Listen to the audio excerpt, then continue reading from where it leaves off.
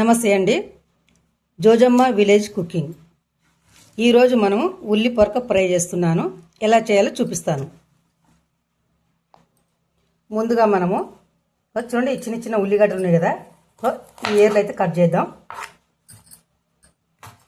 Cut చేసిన తర్వాత చిన్నగా ఇలా పొరలు వస్తాయి, ఈ పొర తీసేద్దాం. అయితే వీటిని సపరేట్గా కోసుకోవాలి. చిన్న చిన్న ఉల్లిగడ్డలు కదా ఇవి.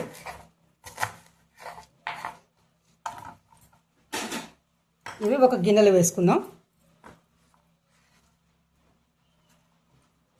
ఈ సపరేట్ చేయాలి, ఈ గడ్డలు మొత్తం. చూడండి, ఉల్లి పొరక కట్ చేసుకున్నాం కదా, ఇవి కూడా ఉల్లిగడ్డలు సపరేట్గా కోసిన. ఇప్పుడు వీటి శుభ్రంగా కడుక్కుందాం. చూడండి, ఉల్లి పొరక నీట్గా కట్ చేసి కడుక్కున్నాం కదా. ఇప్పుడు ముందుగా మనం స్టవ్ అయితే వెలిగించుకుందాం. కొద్దిగా పల్లీలు తీసుకుందాం, ఒక 10-12 పల్లీలు.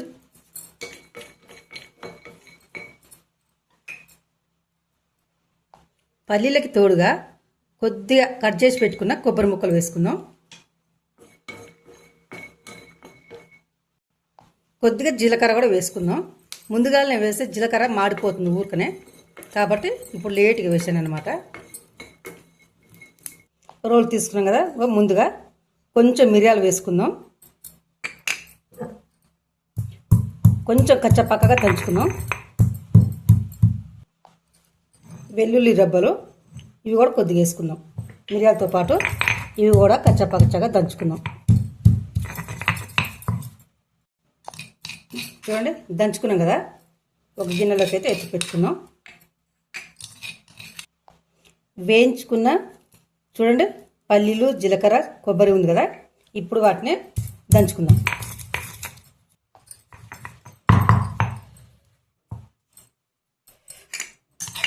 చూడండి, ఈ పల్లీల మిశ్రమం ఏదైతే ఉందో కచ్చాపక్కాగానే దంచుకున్నాం. మరీ మెత్తగా ఏం లేదు, బరుకుగానే ఉంది. స్టవ్ మీద కళాయి అయితే పెట్టుకున్నాం కదా, ఇప్పుడు సరిపోను నూనె తీసుకుందాం. ముందుగా మనము జీలకర్ర, ఆవాలు, మినపప్పు వేసుకుందాం. ఎండుమిర్చి వేసుకుందాం.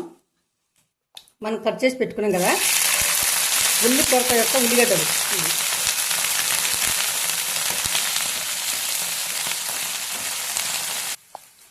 ఇప్పుడు మనం కరివేపాకు వేసుకుందాం.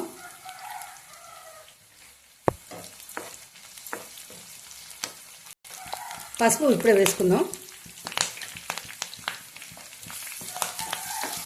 మనం దంచి పెట్టుకున్న చూడండి వెల్లిపాయలు, మిరియాల పొడి ఉంది కదా, ఇప్పుడు వేసుకోవాలి. చూడండి ఈ ఫ్లేవర్ ఎంత బాగా వస్తుందో మిరియాల పౌడర్ది. ఒక 2-3 స్పూన్లు పెరుగు వేసుకుంటున్నాను. ఈ పెరుగుతోటి ఉల్లి పొరక ఫ్రై సూపర్ అంటే సూపర్గా వస్తుంది.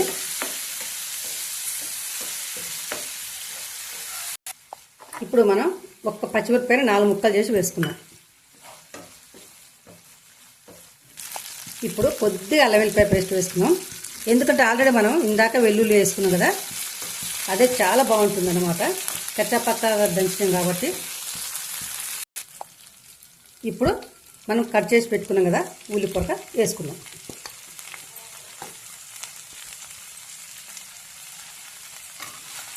ఇలా మంచిగా కలుపుకోవాలి, మొత్తం కలిసేలాగా. ఉప్పు వేసుకుందాం. ఒక 1/2 స్పూన్ కారం వేసుకుందాం. ఎందుకంటే ఇందాకనే మనం ఒక పచ్చిమిర్చి వేసుకున్నాము, ఒక మిర్చి, ఎండుమిర్చి వేసుకున్నాం కాబట్టి ఆ కారం ఇందులోకి సరిపోతుంది అన్నమాట. ఇప్పుడు మనం కొద్దిగా వాటర్ తీసుకుందాం.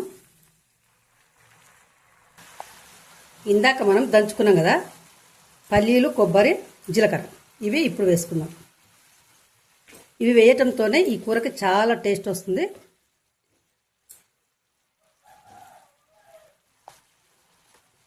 ఇప్పుడు మనం గరం మసాలా, ధనియాల పౌడర్ వేసుకుందాం. కొత్తిమీర చివరిగా వేసుకుందాం. ఈ కర్రీ చపాతీ కానీ, జొన్న రొట్టి కానీ, దోశ కానీ చాలా బాగుంటుంది.